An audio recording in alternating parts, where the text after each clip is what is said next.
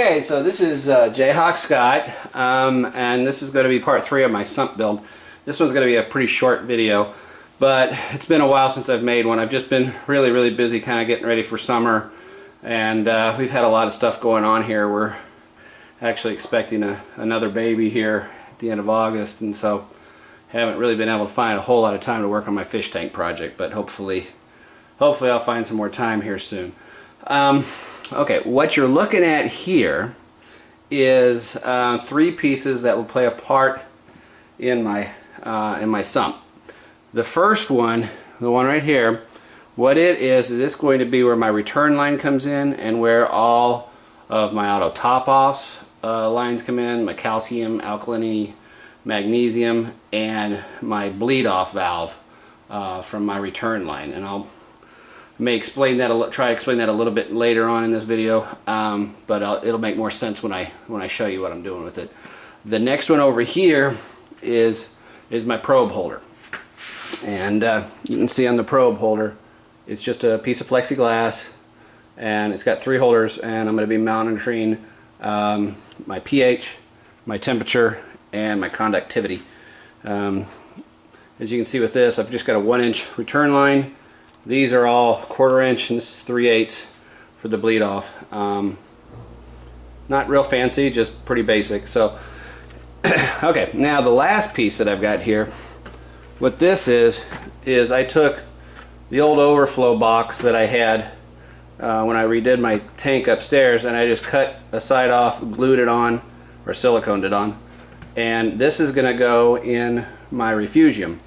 And it's obviously really narrow. I'm not putting any plumbing behind it. There will be a bulkhead. There is a hole through the back of the refugium wall, and this will just function as the overflow. So those are the 3 pieces that I've kind of made. Now what we're looking at here, what I had used in the past down here, and you can kind of see it's a mess, but what I've got here is it's just a rack. I bought it at Home Depot, and it's supposed to hold, I don't know, a couple thousand pounds. So in theory it shouldn't have a problem holding the weight of this fish tank. But when I tore this thing apart last time to remove the 55-gallon, the little tabs that exist on in here were really bent, and so I was thinking I'm asking it to do too much weight. So what I did is I've reinforced the bottom of this shelf, and you can see, you can't see back in the corner, but there's essentially 3 legs going along here, and that's going to help hold the weight of the sump when it gets filled with water, because it's going to hold a lot more water than the old one did. So that'll be nice to have.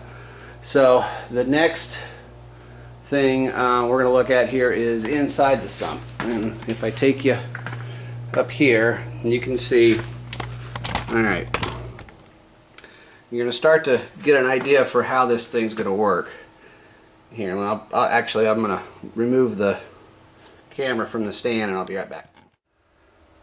Okay, now maybe this thing makes one more sense here. Okay, so you can see this is the place where the water is going to come into the sump, right here on that 1-inch bulkhead. And then again, like I talked about, those are going to be all of my dosing.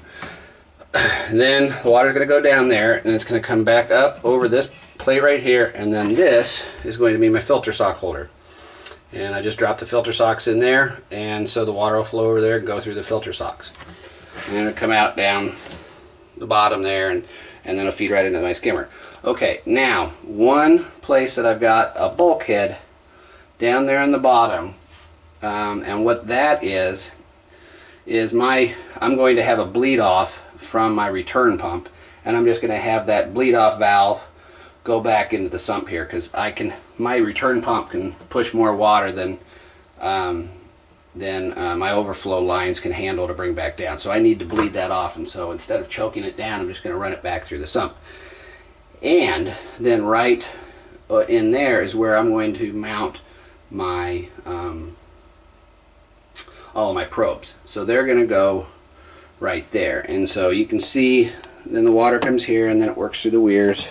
You can see the weirs, and then these two lines, one goes to my chiller and one goes to my return pump. So maybe that makes a little bit more sense of what I'm doing. But I'm just getting to the point now where I've just got to start siliconing in some things and do my plumbing underneath, and I'm going to be ready to go here pretty soon. If I can just get some more time, I can get it finished off. But I think you can start to see it. This is actually the self-cleaning head for my skimmer, and it's actually sitting in the refugium right now. But you can see the hole in the back side of the, right here is where the water is going to go out of the refugium and back into the rest of the sump. What's going to happen is the water is going to go down one of these holes through the chiller, and then from the chiller it's going to come back up here, and then that's going to feed the refugium. The chiller line is going to feed my refugium.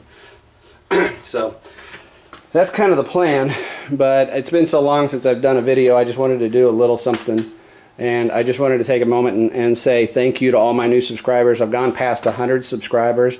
I'm just blown away by that. I also hit 20,000 views this last week. I'm just can't believe that that's doing so well, and I just wanted to say thank you to all of my new subscribers. If you've got any questions, please, while I don't have a whole lot of time to work on my project here, I do check my YouTube page quite frequently, so if there are questions, I try to get back to people right away. So, but I just again want to say thank you to all my old subscribers and my new subscribers, and hopefully I'll have some time coming up here and I'll be able to work on this and start to put this thing together, because I've got a bunch of ideas for new videos. Like I said, I've got so much stuff going on at home, it's hard to find the time. Everybody's lives are busy, and so anyways, I hope everybody has a good Memorial Day, and this is Jayhawk Scott signing out.